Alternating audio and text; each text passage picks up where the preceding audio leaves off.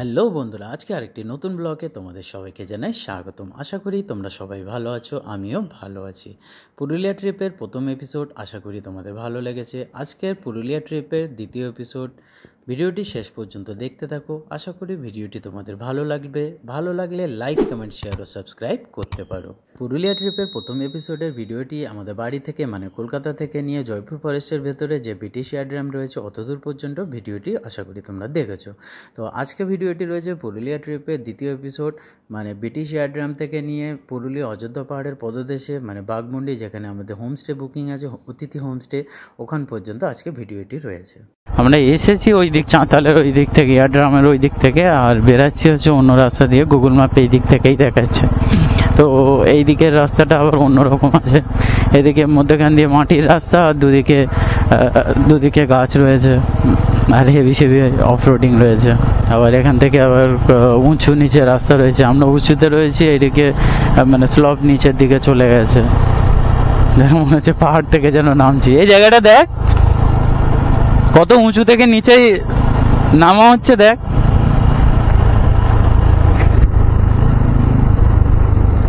মনসুর বিশাল বড় বড় গাড্ডা, বল।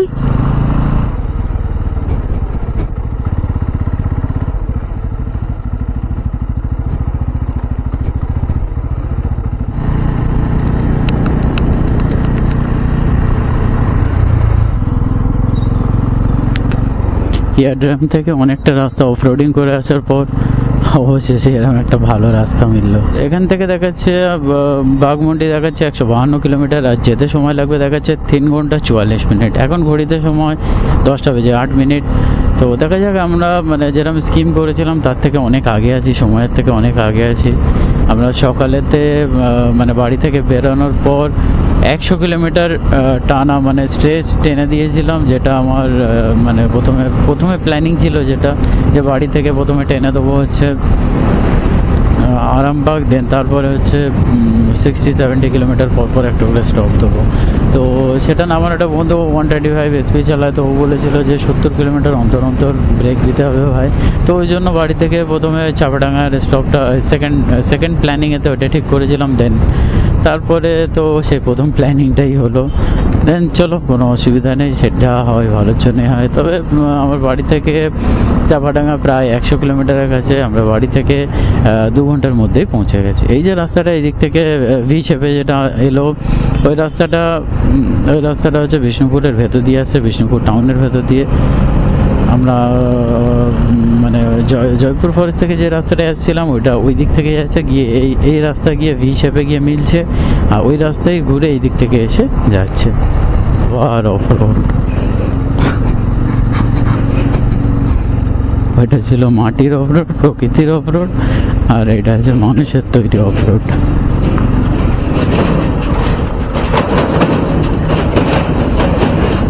এখান থেকে স্ট্রেট দুর্গাপুর দেখাচ্ছে 81 কিলোমিটার, শিউড়ি হচ্ছে 145 কিলোমিটার, আর বিষ্ণুপুর বাঁদিকে দেখাচ্ছে 0.5 কিলোমিটার।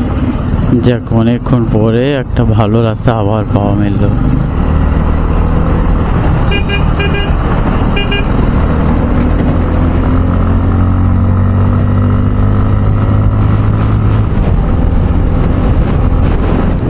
এই ব্রিজটা মনে হচ্ছে নতুন হয়েছে।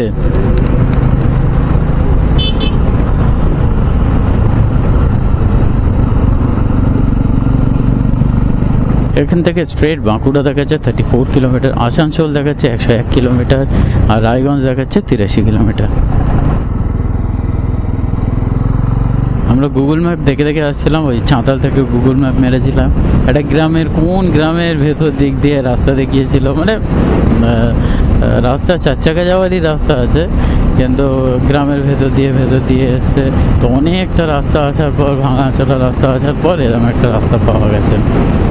এখানে হচ্ছে রাস্তাটা পেয়েছে, এখানে রাস্তার নাম জানা নেই আমার, তবে দুদিকে জঙ্গল রয়েছে, মধ্যখান দিয়ে রাস্তা।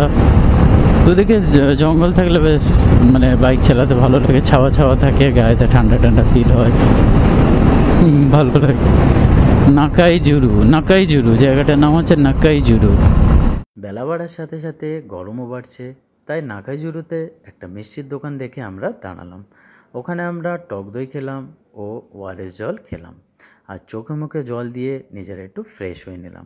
তো বন্ধুরা, তোমরা যারা এই গরমে রাইড করবে তোমাদের জন্য একটা ছোট্ট টিপস রইল, চেষ্টা করো বেশি পরিমাণে ওআরএস জল খাওয়ার, কারণ ওআরএস শরীরকে ডিহাইড্রেশন হওয়া থেকে রক্ষা করে। পুরুলিয়া আসতে এখন 122 কিলোমিটার বাকি আছে। রাস্তা এরকম উঁচু নিচে বেশ অনেকক্ষণ থেকেই হচ্ছে। উপর থেকে নিচে চলে যাচ্ছে, দেখা যাচ্ছে না, আবার নিচে যাচ্ছে, আবার ওপরে উঠছে। বেশ সুন্দর লাগছে, ভালো লাগছে রাস্তাগুলো।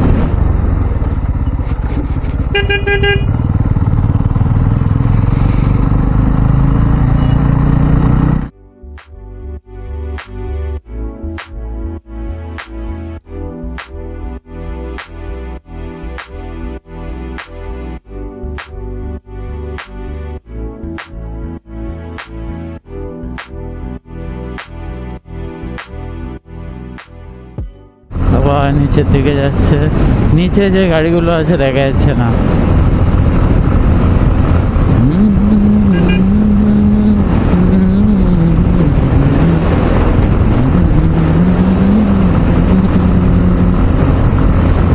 একেবারে আবার উপর দিকে উঠছে, বেশ ভালোই লাগছে। অসাম অসাম অসাম জায়গা, অসাম, জাস্ট ওয়াও। আর আমার কথায় যদি বলো, হেভি জায়গা, মনে হচ্ছে যেন কোনো স্বপ্ন দেখছি, প্রকৃতির স্বপ্ন। এ ভাই একটু সাইড দিয়ে যা, একটু সাইড দিয়ে যা। কত গরু বল।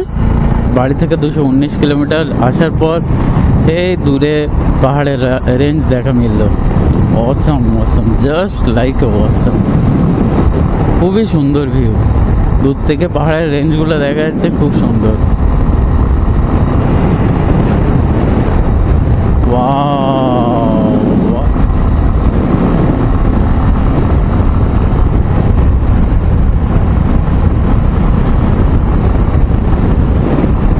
এখান থেকে মানবাজার 5 কিলোমিটার, বর্ধমান 35, বড়বাজার 37 কিলোমিটার। আর নিচেরটা কি লেখা ছিল দেখতেই পাইনি।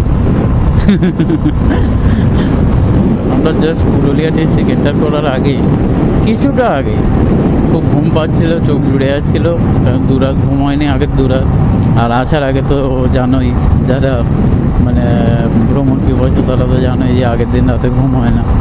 তো ওই জন্য মানে ঘুম হয়নি। তো উঠেছি হচ্ছে রাত 2:10 উঠেছি। দেন তারপরে আমার বন্ধুর বাড়ি গেছি, বন্ধুর বাড়ি থেকে দেন ওখানে গিয়ে লাগেজ প্যাক করেছি, বাইকেতে বেঁধেছি। দেন তারপরে নিজেরা রেডি হয়ে নিয়ে তারপর বেরিয়েছে। তো যাই হোক, পুরুলিয়া ডিস্ট্রিক্ট এন্টার করার আগে আমরা একটা চায়ের দোকানে বসেছিলাম। তো আমি আর চেয়ারে বসিনি, ওদের মেজে ছিল, মেঝেতে হেলাম দিয়ে আমি বসেছিলাম। তো সত্যি বলবো যে ঠান্ডার মতো ছিল, খুব মানে ভালো লাগছিল। হেলাম দিয়ে বসেছিলাম, খুব ভালো লাগছিল। তো দেন ওখানে রেস্ট নেওয়ার পরে তার কিছুক্ষণ পরে পুরুলিয়া ডিস্ট্রিক্টে আমরা এন্টার করলাম। পুরুলিয়া ডিস্ট্রিক্টে জাস্ট এন্টার করার পরে রাস্তার সৌন্দর্য শেষ। রাস্তা তো একদম চকচকে রাস্তা, চকচকে রাস্তা যেটাকে বলে।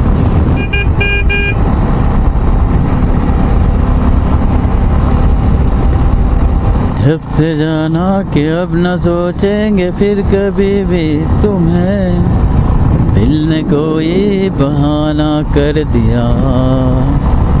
ओ मैंने तुम्हारे दरमियाँ में जो बातें कही नहीं है, कभी जुबां में कभी दुआ में, जो हमने कही नहीं है, कहने को तो क्या नहीं है। दर पे हर खुशी खड़ी है, फिर भी क्यों लग रही है कमी।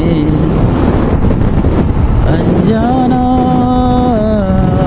कहने को ही था, मेरा था वो जो भी था अनजानी। প্রচুর ঘুম লাগছিল, দুরাত ঘুম হয়নি বলে আর কোনো অসুবিধা হচ্ছে না, বাট ঘুম লাগছিল। ওই জন্য দুটো ব্রেক নিলাম, আমরা চা খেলাম। ঘুম দিনটা কাটলো। এনজয় তো ভরপুর হচ্ছে, হেভি মস্তি করছি আমরা নিজেদের মতো, হেভি বলে মস্তি করছি আমরা, যা মনে আসছে সেটাই করছি। তবে আমাদের মানে যে ওখানে পৌঁছাতে হবে তার কোনো তাড়া নেই, আমরা পুরো রাস্তাটা এনজয় করতে করতে যাচ্ছি, যেখানে ভালো লাগছে সেখানে দাঁড়াচ্ছি। আমার এই বন্ধুটা SP 125 নিয়ে মানে মারাত্মক চালাচ্ছে, মারাত্মক। ও রেগুলার ক্রুজ করে যাচ্ছে 85 90। এখান থেকে হচ্ছে সিন্দ্রি হচ্ছে 13 কিলোমিটার, বড়বাজার 27, বলরামপুর 46, অযোধ্যা হিল কত লেখা ছিল দেখতেই পাইনি। তো যতটুকু বুঝতে পারছি ভাব দেখে চারপাশে মোটামুটি অযোধ্যা পাহাড়ের কাছাকাছি চলে এসেছি, কারণ পরিবেশ অনেকটা চেঞ্জ হয়ে গেছে। দূরে দূরে দেখতে পাচ্ছি আবছা দেখতে পাচ্ছি, পাহাড় দেখতে পাচ্ছি। সব লোক কোন দিকে দেখে হাঁটে তো কেই জানে। এর আগেও 3-4 জন হলাম, মানে পার হয়ে গেল, কোনো দিক, কোনো ডান দিক না বাঁ দিক, কোনো কিছু দেখেই পার হয়ে যাচ্ছে। পুরুলিয়া যখন আসবে বন্ধুরা, তোমরা যারা এসেছো তারা তো জানোই, পুরুলিয়া ডিস্ট্রিক্টেতে মানে এন্টার করার পর একটা মানে পরিবেশ টোটালি চেঞ্জ, মানে একটা অন্যরকম ফিল আসবে। দূরে দূরে পাহাড় দেখা যাবে আবছা, আর রাস্তাঘাট খুবই ভালো, মানে খুবই ভালো, আর প্রকৃতির দৃশ্য তো খুবই সুন্দর। বলে বাপরে বাপ, হেভি জায়গা তো।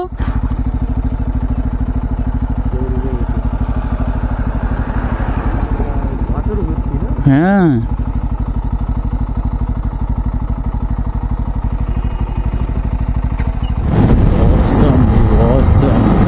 Just like awesome. যেন স্বপ্ন দেখছি মনে হচ্ছে, এত সুন্দর লাগছে। নেচার, মনে শান্তি, নেচার, বাইক রাইডিং, অসাম, দুটোই একসাথে। যাদের নেচার ভালো লাগে, বাইক রাইডিং ভালো লাগে, চলে আসো পুরুলিয়া। এখনো পুরুলিয়া যেতে বাকি আছে 52 কিলোমিটার, মানে বাঘমুন্ডি। এখানে আবার রাস্তায় কাজ চলছে, ডাইভারশন দিয়েছে।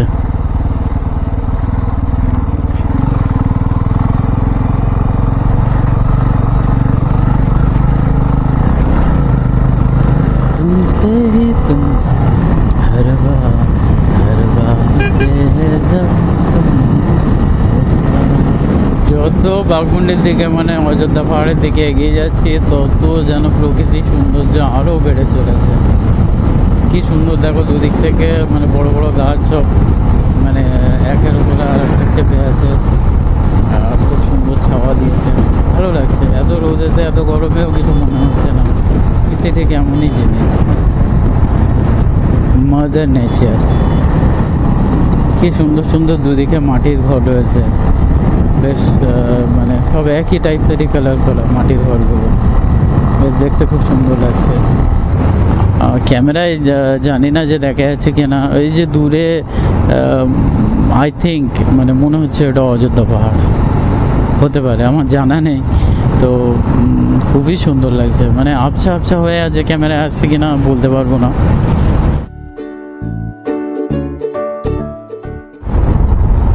এই যে জায়গাটা জাস্ট মানে অসম জায়গা, মানে বলে বোঝাতে পারবো না। এই যে দুদিকে বড় বড় গাছ রয়েছে, ঠিক তারপরেই পাহাড় দেখা যাচ্ছে, জানি না ওই পাহাড়ের নাম কি, মানে বলে বোঝাতে পারবো না যে এত সুন্দর লাগছে।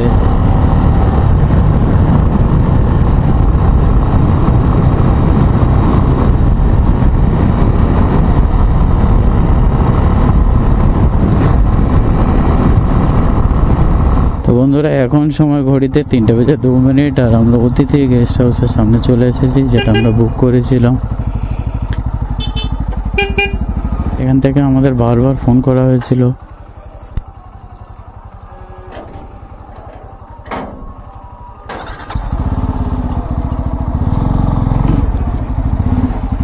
আপনার সাথে কথা হয়েছিল?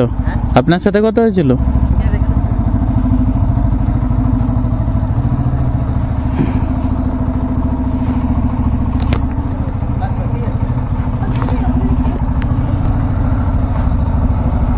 আরে গাড়ি নিয়ে বেরাবো একটু পরে।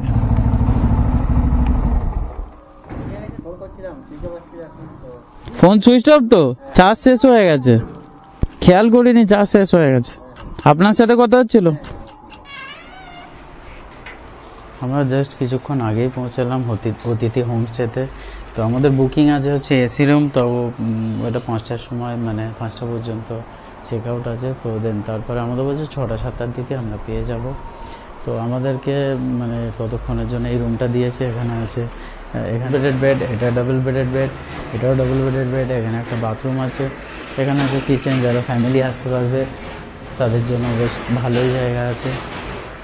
আর এখানে একটা জানলা আছে। আর এই রুমের সব থেকে সুন্দর একটা জায়গা হচ্ছে, সেটা হচ্ছে কি মঞ্জুর, ব্যালকনি। সত্যি সুন্দর ব্যালকনি, তাই? এই যে নিচে আমার বাইক এখানে রাখা আছে, মনসুরের বাইক ওখানে রাখা আছে। আর ঠিক এখান থেকে এই ভিউটা পাওয়া যাচ্ছে, এই যে পাহাড়ের ভিউটা, খুবই সুন্দর ভিউ। তারপর আমরা স্নান কমপ্লিট করে নিয়ে লাঞ্চ করলাম। তারপর রুমে এসে আমার দুটো বন্ধু ঘুমিয়ে গেছে। ব্যালকনি থেকে যে সূর্য অস্ত যাওয়ার সুন্দর মুহূর্তটা আমি উপভোগ করতে করতে ক্যামেরাবন্দি করলাম।